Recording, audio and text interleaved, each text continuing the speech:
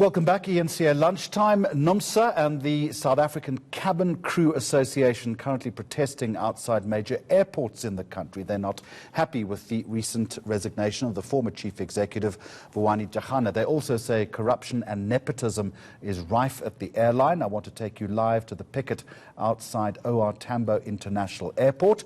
Reporter Heidi Jokos is standing by. What's the beef and how many people have attended?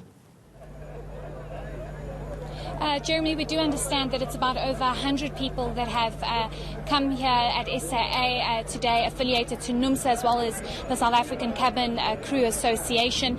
They've basically dispersed because they've handed over the memorandum to SAA board members, but basically they want the former CEO Vuyani Jarana to return to SAA. They say he was the only CEO that helped when it came to workers' salaries being paid on time. He's the only CEO that helped in terms of making sure that workers' demands were met. They're giving SAA 7 days to meet their demands. Otherwise, they are planning on a full-blown strike. Previously, we heard from SAA last week that this is just a peaceful protest, but both unions have confirmed that if their demands are not met, they will go on a full-blown strike. You know, Heidi, it's highly unlikely that Jarana is going to review his decision. He's probably more likely to fly an aeroplane over a live volcano than go back. When the unions turn around and say that he was very supportive of them, in what respect?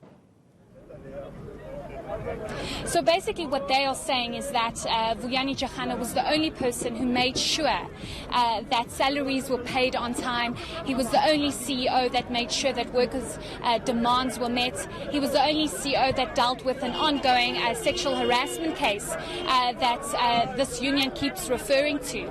And they say he was a CEO that helped fight corruption, that helped turn this airline around. One must remember that Jarana implemented a turnaround strategy of 5 years that basically he started, and the union saying that he was the one that was trying to make sure that corruption was rooted out, also bringing in the matter of making sure that there was constant funding from National Treasury, but however it seems as though this union wants him back because they say that without him none of this would basically be possible.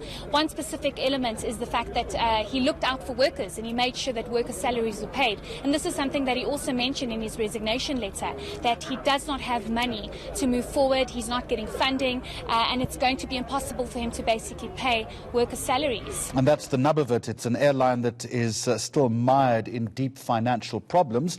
So we've got a fairly small picket. We've got the memorandum that's been handed over. Is there an official response from the carrier?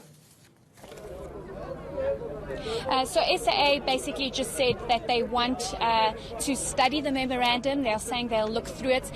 They also said they take these demands very seriously. It was Dion Fredericks, who's a board member as well as the interim CFO of the airline, signing the memorandum and basically saying that he will look into it. The union saying that they're going to take his word for it, but if nothing is done with them in 7 days, they will take action. So one will have to wait and see what exactly happens in 7 days and whether or not they will get Vuyani Jarana to come back, because this is one of their demands, actually top on the list. All right, highly unlikely, of course. Heidi Jokos, thank you at OR Tambo International. Now,